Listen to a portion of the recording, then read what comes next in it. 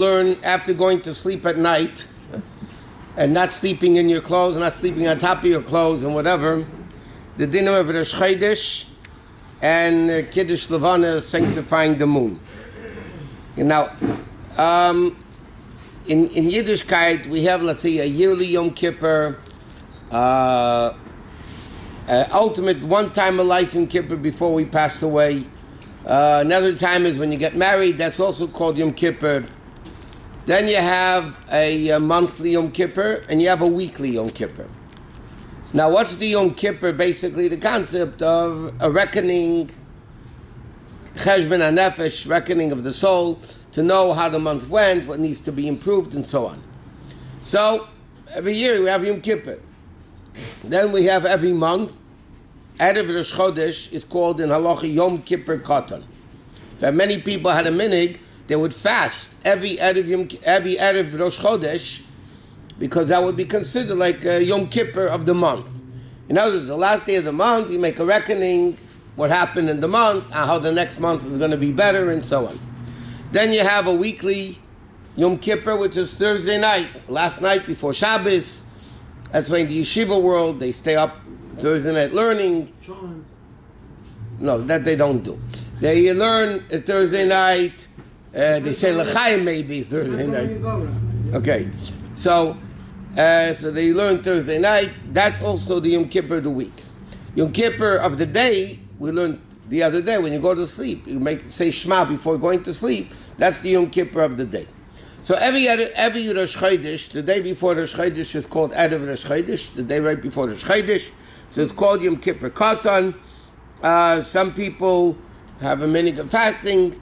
In Kabbalah it says it's a good time to go to visit cemetery, the Kivrei Tzadikim, the graves of Tzadikim. In Kabbalah it says it's good to go twice a month to Kivrei Tzadikim, Erev Rosh Chodesh, and on the 15th. And it's interesting, in the first years of the Rebbe's leadership, besides special days, the Rebbe would go only Erev Rosh Chodesh and the 15th. In the later years, the Rebbe went extremely often to the oil, but that was for different things. Okay, now, Rosh Chodesh itself, it's a mitzvah to eat special things on Rosh Chodesh. It's a little bit of a Yom Tiv. You know, there's a Musaf, so there's something, it's a minute brought down, you should have one extra food that you have above and beyond the regular day of the week.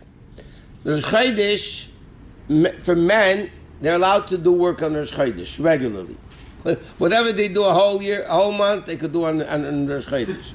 Women have a custom that they don't do certain types of work on Rosh Chodesh. Halacha question what exactly the minhag is, but bottom line is they don't do sewing, they don't do things you wouldn't do Chol HaMoed.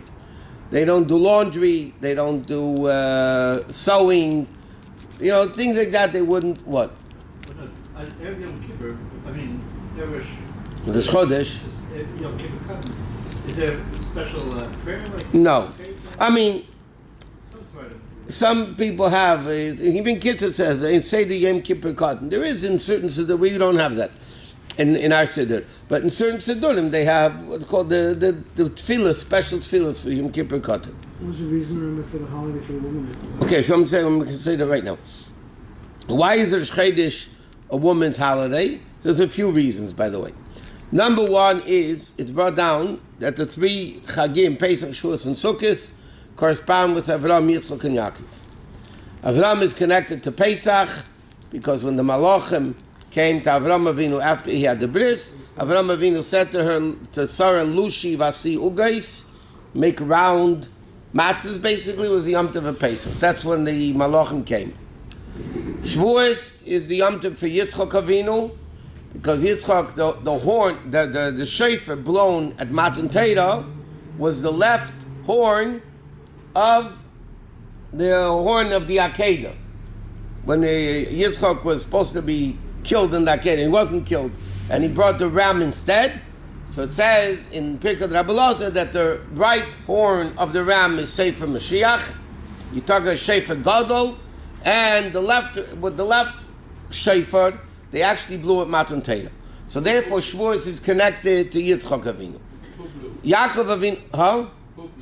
Who blew? Who blew the shofar? Where? It says he was blown, but who blew? No, Lost Love it says it will be blown. Who blew it? No, by Mount Torah, who blew the So he's shofar? asking who blew. Tenenbaum.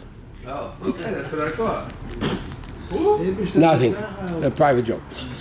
Now, Yaakov Avinu, it says in the pasuk, How come? "Olamikneu asa sukkos."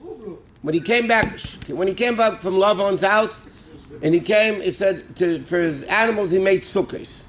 So Yaakov Avinu is connected to sukkos. So the three Yom Tevim are connected to Avram, Yitzchak, and Yaakov. The 12 Rosh Chodesh, the 12 months, correspond with the 12 tribes. Okay? So we have a leap year. It's because sometimes Levi is counted then. Because if you count the two sons of Yosef, Menashe and Ephraim, then Levi is not counted. So really, in a certain respect, there are 13 Shvatim. So when you have a leap year, you have 13 Shvatim, that corresponds with the tribe of Levi. So it says when the Yidden sinned in the Egel, in the golden calf, and the women didn't have anything to do with the golden calf. So, therefore, it's brought down that the Yom Tov was taken away from the Shvatim, and it was given from the male Shvatim, and it was given to the women. Because the Yom Tov was given to the women, therefore, Rosh Chodesh was a Yom Tov that women celebrate. There's a lot of other things that the Mefarshim bring down that the connection between women's physical body functions according to the moon cycle, not according to the solar cycle. It functions according to the lunar cycle. In addition to that, the Chetei Tadas, which was, so to speak, influenced by Chava, was an offshoot of Hashem lessening the moon. Because Chassidus asks the question, if there's no evil in the world, how is it possible that Adam Rishon sinned such a terrible sin? Where did it come from? Where's the source of evil in the world that caused that to happen? So it says in Kabbalah and Chassidus, Rashi says in Chumash, but I'm saying Kabbalah and Chassidus connected to the Kiddush Levanah. It says in Rosh Chodesh, we read in the Kriya of Rosh Chodesh, you have to bring a communal sin offering. What was the sin offering brought for on Rosh Chodesh, the communal sin offering? If somebody went into the Beis HaMikdash unaware that they were Tamei, and they went in, so they're not going to know to even bring a carbon because they didn't even know they were Tamei. So they were Tamei. So that's what the communal sin offering of Rosh Chodesh atones for. But then Rashi says, from the Medrash, that Hashem said to the Yidden, bring a sin offering for me. Hashem says, for me, al shemiyadati asiyarech, because I lessened the moon. What was the story with the moon? In the Chumash, at the beginning of Chumash, it says that Hashem made vayas Hashem Elokim eshnei ha'ma'oris hagdolim. He made the two big luminaries, and right in the next word it says es hamar agadol lememshala sayim, the big luminary to shine during the day.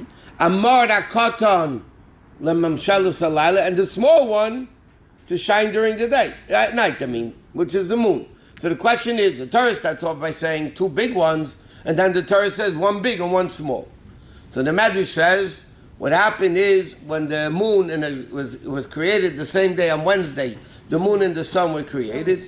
Hashem, the moon said to Hashem,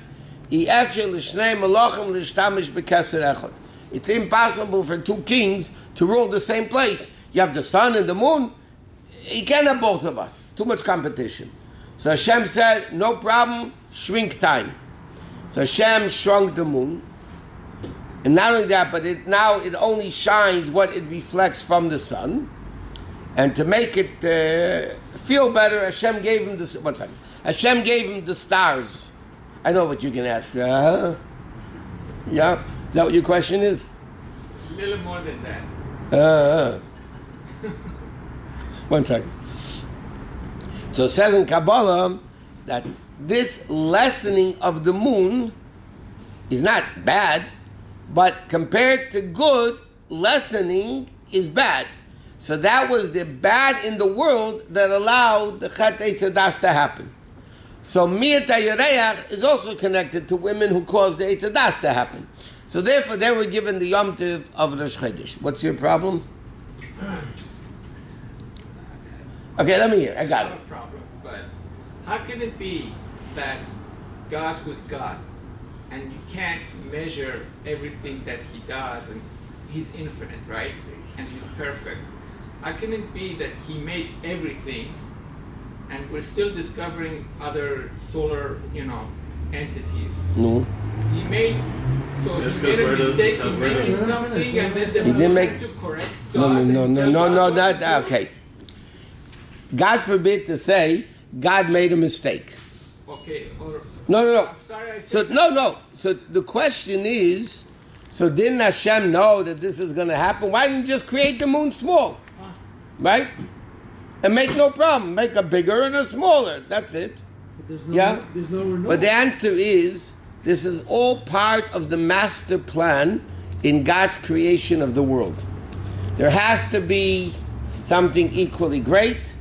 Then there has to be a lessening of it because of people's evil complaining, or the moon's complaining. And in Kiddush Levanah, we say it's going to be V'yia Or Levanah Ka'or Chama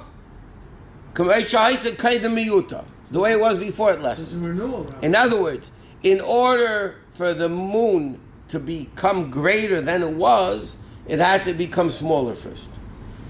So this is all part of the master plan of Hashem. Just like the Medrash says, how did it happen? Neitadas, Neira Lila B'nei Adam. Hashem wanted it to happen, so Hashem made it happen, and He knew it was going to happen. And the part of the plan is that it has to be a big sun and a big moon, and then the moon has to become lessened because the sun represents the Goyim who count to the solar calendar. The Jews are likened to the moon that count to the lunar calendar. This is all part of the master plan. We don't understand it.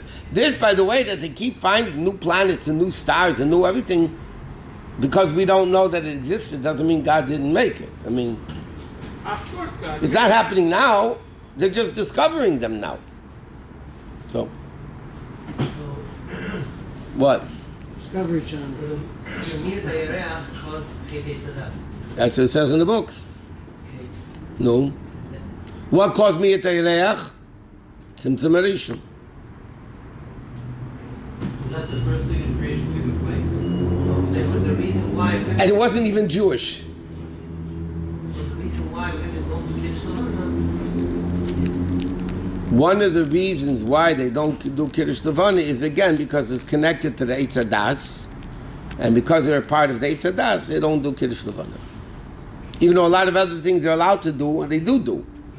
But certain things it's brought down that they don't do, like Kiddush Levanah, it's brought down. Shalom Kodesh, right? What? Yeah, but you're right. But they still do a lot of mitzvahs that are connected to time, even though they don't have to do What it. do you say, Rabbi, the Shalom Kodesh says? No, that the women don't do Kiddush Levanah. And Baltimore Irish, same concept. Huh? Baltimore Irish. Yeah, has to do with Ber Meisha. That's why, that different people have different customs. In many places, the women don't do the bracha on the candle, Ber Meisha, just the men do it. Why again? Because that's connected day to das, and it's all interconnected. Because it's interconnected, they don't do it.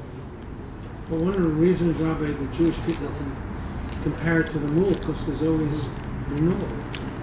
Yeah, because the Jews are small and big and small. Renewal. Yeah, you're constantly changing. That's why a month is called Chodesh. Right? Chodesh comes from the word Chiddush, something new. That's true. The year is called Shana. Shana means to repeat. Hashoneh, to repeat. So that's why the difference is the sun always is the same. The moon never the same. What? So the moon lessening was the entry of the darkness into the world which caused the sin?